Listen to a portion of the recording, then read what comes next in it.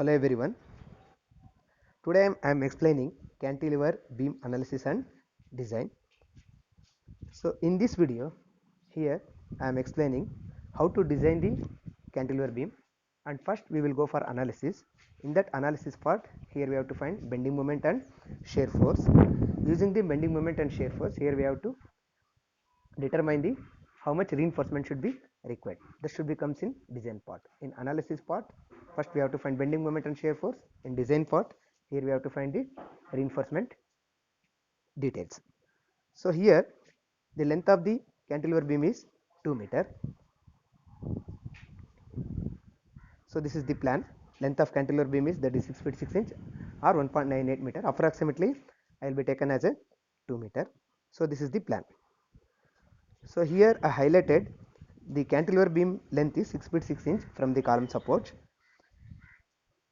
So here portico slab load should be acting on the beam, and along with above the cantilever beam parapet wall of 3 feet should be parapet load is also acting on the beam. So this is the cantilever beam shown in that image from the column support. So calculation of cantilever beam depth in mm. So before going the analysis and design, here first we have to fix the depth of the beam. How much depth here we have to provide.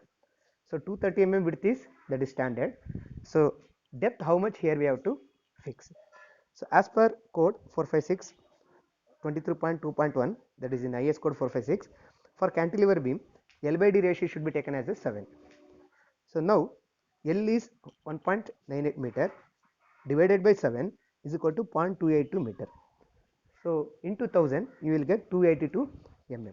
So fixed beam depth is 375 mm. Now the cantilever beam size is 230 mm into 375 mm or 9 inch into 1 feet 3 inch. So 1 feet 3 inch means 15 inch. So width is 9 inch, 15 inch is depth. So now depth of the beam is we are fixed. Next we will go for analysis part. So here for analysis, this is the diagram. Self load kilonewton meter plus parapet load kilonewton meter should be acted on in that particular beam. The length of beam is 1.98 meter. So for that 1.98 meter, it has their self height. So that is 230 mm width and depth is 375 mm.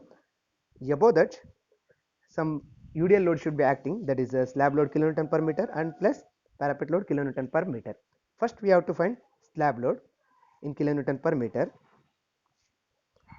So here for finding the slab load, so this is the formula, intensity of load into Lx divided by 2. So Lx means that is shorter direction, or it is directly we will take it as a, that is length of the beam. So see where W is equal to self height of the slab plus live load plus Ff. So W should be expressed in kilonewton per meter square, that is the intensity of load. So here self height of the slab is equal to thickness of slab into density of RCC. So already we know thickness of the slab. So normally we will be take it as a 125 mm to 150 mm. So here I am taken 150 mm, that is 0.15 meter into density of concrete is 25 kilonewton per meter cube. So now self height of the slab is 3.75 kilonewton per meter square. So therefore W is equal to self height of the slab, already we are found 3.75 kilonewton per meter square plus live load is 2.6 as per IRC, sorry, as per IS code. So the live load should be taken as a 2.6, that is a general live load, so that is in kilonewton per meter square, and floor finish we will take it as a 1 kilonewton per meter square. So total is equal to 7.35 kilonewton per meter square. So now slab load on beam kilonewton per meter is equal to intensity of load 7.35 into 1.98 divided by 2, which is equal to 7.28 kilonewton per meter. That means per meter 7.28 kilonewton load should be acting on that particular beam. So with respect to factor of 1.5, here we are considering 50% extra for safety purpose. 7.28 into 1.5, we will get slab load of the beam is slab load on beam is equal to 11 kilonewton per meter. So that means slab load on beam is equal to 11 kilonewton per meter. So now already we are found slab load. We have to find parapet load kilonewton per meter. Second one, parapet wall load on beam. So here assuming parapet wall of 1 meter. Here we have the height of the wall should be taken as a 1 meter. So here first width of wall plus height of wall plus density of brick. So width of wall already we know 0.23 meter, height of wall that is also we already we know 1 meter, and density of brick it is 19 to 21 depending on the quality of the bricks. So here I am taken as a 19 kilonewton per meter cube. So we will get 5 kilonewton per meter. So this is the parapet wall load. With respect to factor of safety 1.5, that is 50% extra. 5 into 1.5 we will get 7.5 kilonewton per meter. So that means parapet wall load on beam is 7.5 kilonewton meter. Next, here we found slab load, again we found wall load, that is parapet wall load. Along with again we have to find another one factor, that is self height of the beam. The whatever beam it has their self height, they have their its own self height. So for that one also we have to find self height of that particular beam. So which is equal to 0.23 into 0.375 into 25, that is density of the brick, width, depth and density. Okay, so 0.23 into 0.375 into density 25 kilonewton per meter cube, you will get 2.15 kilonewton per meter. With respect to factor of safety, again 2.15 into 1.5 we will get 2.23 kilonewton per meter. Therefore self height of the beam is 3.23 kilonewton per meter. So total load is equal to 11 plus 3.75, sorry, 11 plus 7.5 plus 3.23. 11 means slab load kilonewton per meter.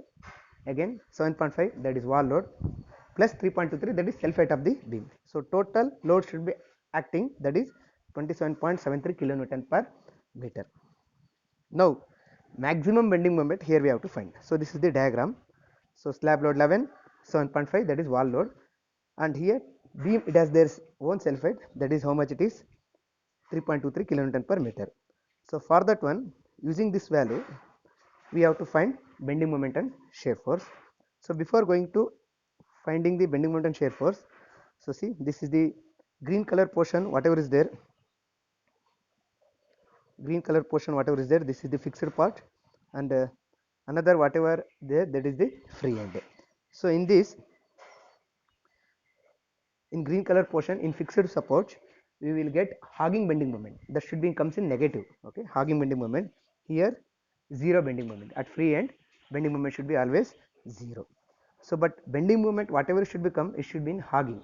Okay, it is not in sagging, it should become hogging, that is in upper direction. Okay, so now we have to find maximum bending moment. So we have a formula WL square by 2, that is minus WL square by 2. So here 21 point minus 21.73 into 1.98 divided by 2, so we will get 43 kilonewton meter. So negative means it is hogging. Similarly maximum shear force WA into L 21.73 into 1.98, we will get 54 kilonewton. This is the shear force value. So now here 43 kilonewton meter bending moment. Okay, and shear force is, that is 54 kilonewton, at free end it is a zero bending moment, at support section is, that is 43 kilonewton meter. Using bending moment and shear force value, using this value and using bending moment and shear force value, here we have to go for design part. Okay, so see this is design part. So in this design I only prepared spreadsheet. Okay, by inputting the values, after input the values we will get some reinforcement, how much reinforcement we require, that means how much area of steel we required. So later upon, here see this is design part. Here factor bending moment already we know, that is 43. Shear force already we found, that is 54. Bending moment should be in kilonewton meter, shear force should be in, see this already we are found, and this is also, this is already we are found, and this is also we are already we are found. Using these two value we have to find how much steel required. So now FCK is 20 kilonewton per mm square. 20 means that is compressive strength of concrete, Fi means yield strength of steel. So here we are designed for 4 and 5, but nowadays 4 and 5 yield strength of steel we are not getting. So instead of that one we have to design 500 or 550. So beam length is 1.98 meter. So beam property already we know 230 into 375 mm. For that one, here AST is required is 385.32. So how much steel required means 385.32 mm square steel we require. Okay, this is self-made spreadsheet, so that's why directly how much steel required is they are showing in that Excel sheet. So see, so here maximum diameter of the bar, so for that 385, whatever reinforcement should be we want, so that should be more than that required AST. So now 12 of 3, how much we are getting? So here 380, 339, but this should be less than 385.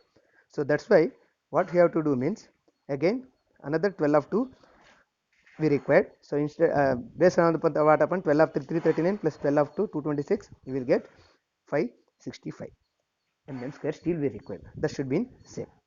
So here 10 mm diameter steel we will not use.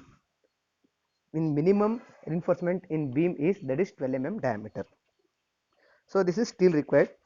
So this is the main reinforcement. So that should be in comes in upper direction, means in top side. Okay, in cantilever beam always the steel should be comes in top direction, and bottom one that is only for anchor bars, because bending moment should be comes in upper direction. That's why.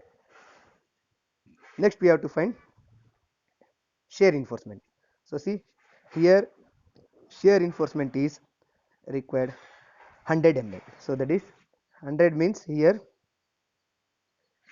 4-inch center to center, that is 2 leg dia. Okay, 2 legged, number of leg is 2, 8 mm dia, spacing is here 100 mm. So that is how much spacing required means 100 mm, 4-inch center to center. So this is the reinforcement detailing. Okay, so see top 12 of 3. So in the, again in top 2 layers here we given the reinforcement. One is first layer 12 of 3, again in top layer second layer is that is 12 of 2. Okay, in bottom 12 of 2. So this bottom 12 of 2 should be acted as a anchor bars or hanger bars. Okay, that is just for supporting, for holding the stirrups we are using that 12 of 2. Okay, maximum reinforcement should be comes in upper direction only, and lateral test that is 4 in center to center, 8 mm dia of 2 legged. So section, this is section 9 inch into 1 feet 3 inch, and this is the actual picture. So see, this is column portion. From that column, this is the cantilever of 2 meter, and this is the top reinforcement of 12 of 3, again in bottom 12 of 2. Okay, so in top layer only 2 layer. Okay, in top reinforcement, that the upper side in 2 layers, one is 12 of 3 first layer, second layer is 12 of 2, in bottom 12 of 2. So this is the cantilever portion. Please share and subscribe to my channel. Thank you.